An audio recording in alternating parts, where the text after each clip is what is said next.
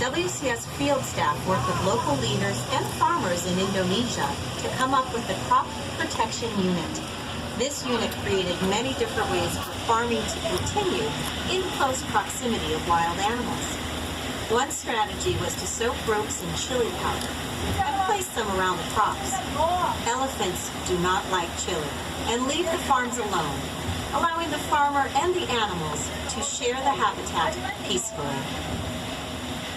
We all know an animal that is extinct no longer exists today, like the dinosaur or the dodo bird.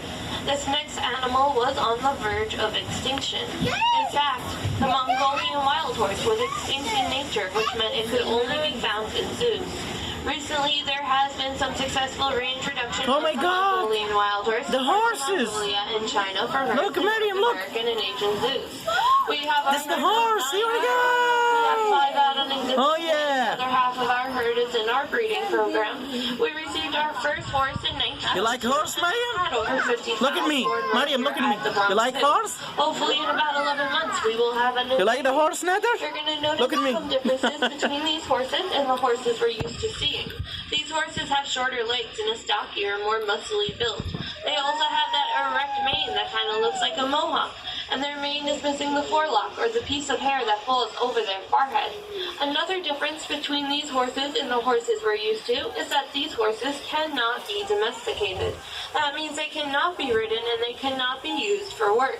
Mongolian wild horses are in fact the only true wild horses that humans have never been able to see. All of the other horses that we call wild actually came from domesticated breeds.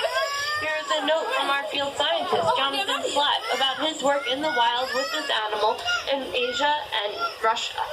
I'm Jonathan Slatt, and I'm the Russian. Mariam, please sit down. I believe that wildlife has a place on this earth. I need kids to remain seated. They can sit on a lap, but they gotta sit. Keep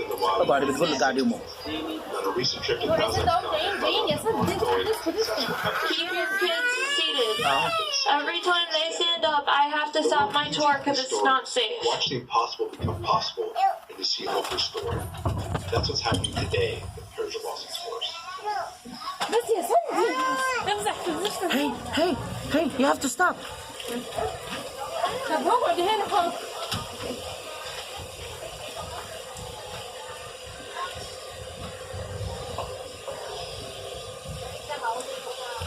Oh, it's the bird. Look at this. It's the bird over there. Sit down. You don't have to wait. You don't have to stand up. You have to sit down like that. She In the stopped. next exhibit, we're going to be on the lookout for 2 vulnerable and endangered species that look very, very different. One is going to be very large, chocolate brown with impressive horns. The other is going to be small and Mariam, we're going to be on the lookout for our galler happy? and our brow antler. are you happy? Are you happy, Sandy? The right-hand side of the exhibit, so we should get a better view as we go a little farther in. But if you keep watch along that back fence line, you may start to see a small tan deer known as the brow antler deer. I don't know what They is get their name from the what the curved shape animals of the here. male deer's antlers. However, it is ladies' day out, so we won't see those antlers. This animal is classified as vulnerable because it is continuing to lose its wild habitat. Many wild herds have resorted to feeding on crops because much of their land has been taken over by farming. And it looks like our gaur have moved over the hilltop. We're going to get a view of them just over the top, but we are going to get a better view just after our next animal. However, they are the world's largest wild cattle. Males weigh about 2,000 pounds, which is as much as a small car. This animal is 6 feet tall and 10 feet long. With their impressive size and horns, a gaur can fight off almost anything, including a tiger. One of the biggest problems facing this animal is the diseases it can catch from domesticated cattle. Look at over You there. can tell the males and females apart. Look at by over there, looking over at their there. Horns. If the horns go straight up, you're looking at It's a over male. there. If the horns curve inward, you're looking at a female. Once again, we're going to get a better view of these guys just after our next animal. If you're practicing your scientific observation skills, you might hear a noise that's coming from the concrete jungle rather than an Asian one. The noise from behind us is traffic on the Bronx River Parkway. This large fence coming up in front of us was built to help reduce the sound of this traffic and to keep our animals happy and healthy while still being in the middle of New York City. I want to take this chance to remind you that because they are wild animals, we can't control exactly where in the exhibit they will be. However, for everyone's safety, both children and adults must remain seated at all times. We are going to be on the lookout for a tiger. Tiger stripes provide excellent camouflage, making them hard to find even for professional researchers. The tiger stripes are also like a human's fingerprint. No two tigers have the same stripes. Out today is our 8-year-old male Amur tiger, Anakin. Adult tigers are typically solitary and live alone in the wild, which is why we only have one out at a time. Last time around, he was hiding in a bush, and if he is going to be there again, The tiger. get a better view of our tiger. You will see the tiger. Now he is going to take a walk back out, so please remain seated.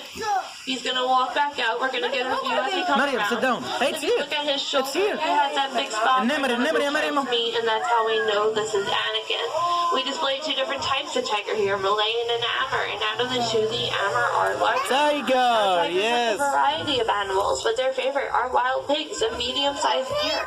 A tiger will typically gouge itself on a fresh kill, eating as much as 40 pounds of meat in one sitting. That is the human equivalent of 160 hamburgers. After eating a meal of that size, a tiger typically won't eat again for several days. WCS works in the field with both African This is the and Asian tiger. elephants. Here is a note from our field scientists who work with Asian elephants. My name is Donny Gunaryan, and I'm the Elephant Conservation Coordinator for WCS Indonesia.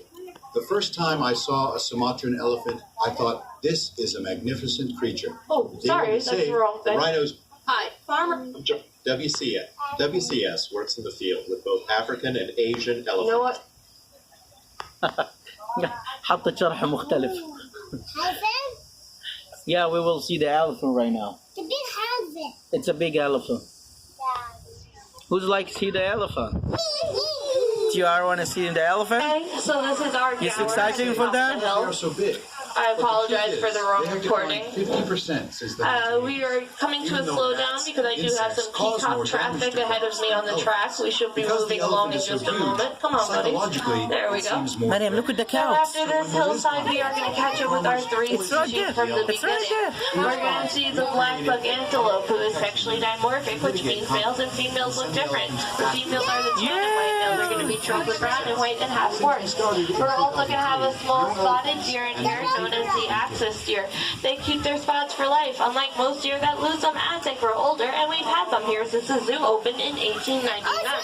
Also, a little bit closer to us, we have our Barasingha deer. The word Barasingha means 12 tongued in the Hindi language, and the males of this species grow huge antlers with from 12 to 14 points on them. Now we're about to come to 2 little pits. Inside them you may find an animal that looks like a gray pig with tusks known as the babirusa. Unfortunately, they are very good at hiding in their muddy environment, so I can't always promise the greatest view of them. However, for the animal after that, you're going to have no problem seeing. Just after these 2 pits, we're going to catch up with our biggest animal. We're going to see our Asian elephant, Patty, who is almost 50 years old. Today, both Asian and African elephants are considered iconic animals worldwide, but are struggling in the wild. We have 2 elephants here at the zoo, and out today will be Patty. The first thing you're going to notice about an elephant is their size. Asian elephants can weigh up to 10,000 pounds. In addition to the vegetation that they eat each day, the elephants here at the zoo also eat 200 pounds of hay and drink 60 gallons of water a day. Now, as we approach the elephant exhibit, I want to remind everyone once again to please remain seated and to try not to be too loud if possible. So this is Patty. Now, Patty's trunk has about 40,000 muscles in it, which is more than humans have in their entire body. And Asian elephants like Patty have a finger-leg adaptation on the end. An elephant's trunk is an amazing tool, and they can use it to do almost anything, from gently picking up a blade of grass. The elephant. This is the elephant. Yeah. Oh my God. Elephant. Look at this. Look at this. You like the elephant, Nader? Yes. The big one. The big one. Oh my God. I got my big ball. It's the bigger. Big elephant. Yeah. She wanna go to the pool.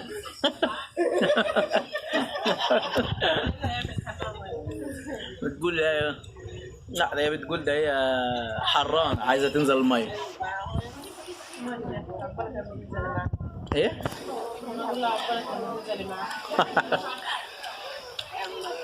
هي جالت عندنا اتنين فيل. فين التاني؟ ده اسمه اندي. فين التاني In the بقى؟ next exhibit, we're going to be on the lookout for another big animal. Coming in at roughly 3,500 pounds is our Indian rhino, Callie, who is 32 years old. She's going to be right up this hill. We're going to get a better view of her as we come around this curve. Today, all rhinos are considered endangered. Less than 2,000 Indian rhinos survive in the wild in India and Nepal, and less than 1,000 of those are breeding females. We have 6 of them here at the zoo, and we have had great success. Oh my God! The hardest part of taking care of a rhino is breeding. Rhino moms are pregnant for 16 months. After that, a baby will stay with its mom حامل for بقالها 2 to 16 3 شهر. years, although waiting may only take بأمان. 12 to 16 months. We 16 have months 11 طيب. baby 16 rhinos شهر. born here at the Bronx Zoo. Rhinos are often described as being armor-plated, but they're not.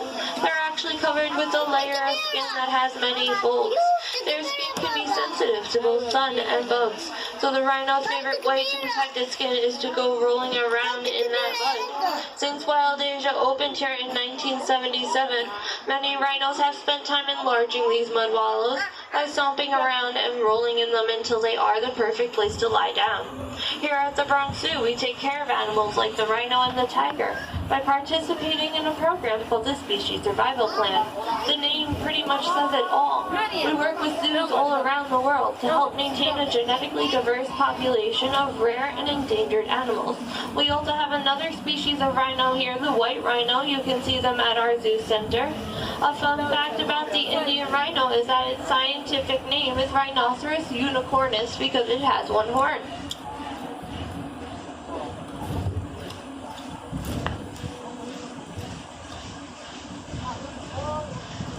Now our scientific observation skills are really about to be tested in our next 2 exhibits because we're going to be on the lookout for 5 different types of deer and 1 type of antelope. Asia is the continent with the most deer diversity, which is why we're seeing so many of them. Now we're going to have 2 smaller species in here. The small red deer is going to be the deer we missed earlier by the huts, known as the Indian muntjac. There is normally only 1 or 2 in here, and they like to hide along fence lines because they are the smallest. They have antlers that look like long raised ridges on their face, and they make a noise that earned themselves the nickname the barking deer. The other small deer you're going to see as we enter the brown deer, they are the hog deer, and they get their name from being short and heavy like a hog. This deer also moves like a hog because it creeps, runs low, and ducks underneath things rather than jumping over them like most deer. We're going to have a medium-sized deer. They're going to be along this fence line. We're actually coming around here to get a view of them. They have a red-brown coat, white spots, and a fluffy white bottom, and those are our Formosan sika deer. They are native to the island of Taiwan, which is formerly known as Formosa. Overhunting and habitat loss has killed off the last wild herds of this spotted deer, and now they can only be found in zoos or in national parks in Taiwan where they've been successfully reintroduced. We have the largest herd outside of Asia, and you'll also see our 2 large species. Those guys with the dark fur, those are our sandbar deer. They are the largest deer in southern Asia.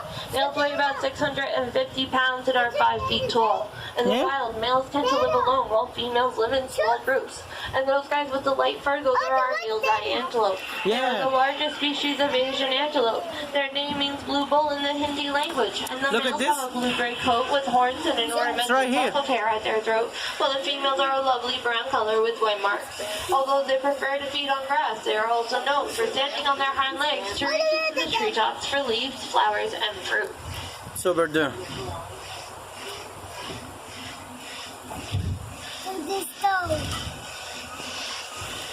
Sit down, Mariam.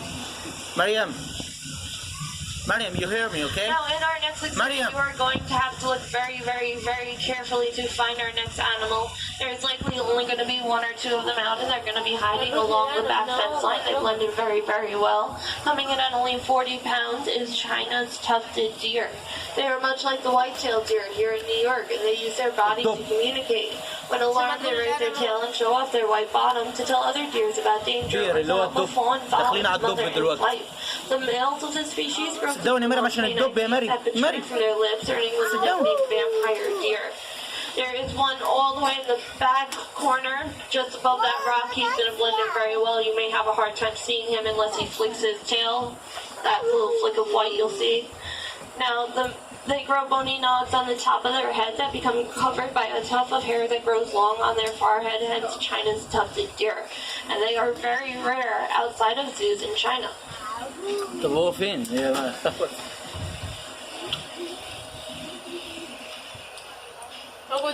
We're about to be at our highest point of the journey at almost 35 feet as we cross back over the Bronx River.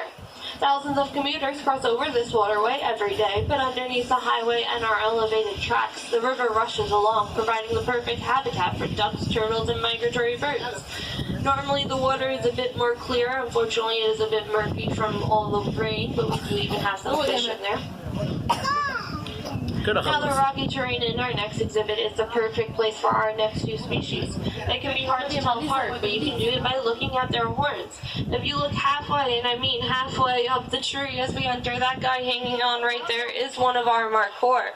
If the markhor has long corkscrew horns and what looks like a beard, you're looking at a male. You may have seen the markhor kids running around in the zoo on Animal Planet. They are now all grown up and starting to grow their horns. This animal is known for leaping 6 feet straight into the air. All the way over here to the right against this log, this guy, he has the longest horns because he is our oldest. This is Grandpa Herb, the head of the pack. Their name means snake eater, and they are the national animal of Pakistan. According to a legend, snakes, and then when those snakes went to escape their body, they went through the top of their head, and that caught their corkscrew horns. We're going to have another species in here that like to hang out in the back right with horns that go straight back, known as the Himalayan tar. Both of these species are relatives of the wild goat, and they both have special rubber cords on their hooves that allow them to grip the rock that they call home. Now we are hopefully going to see one more species in this exhibit, and for this animal I must ask everyone once again to please remain seated and to try not to make noise. We want to all shh, because he is at the bottom of his exhibit, but if we're quiet, maybe he'll come back up. Just past this V-shaped tree is our 5-year-old red panda Linus. Since he is going to be difficult to see, I do need you to remain seated. We do have more red pandas out for display at the Himalayan Highlands. It's only a 5-minute walk from the end of this monorail, and totally worth the visit because also there we have one of Asia's big cats, the snow leopard. However, people have always been fascinated by the color of their fur. In Nepal, they're called Hana, which means firefox, while their name in Chinese translates to small bear cat. Although they may look like a raccoon or a weasel, they are their own separate category. They are also not related to the giant panda, although they both eat bamboo. Once again, to get a better view of our red pandas, you can just take the 5-minute walk to our Himalayan Highlands exhibit.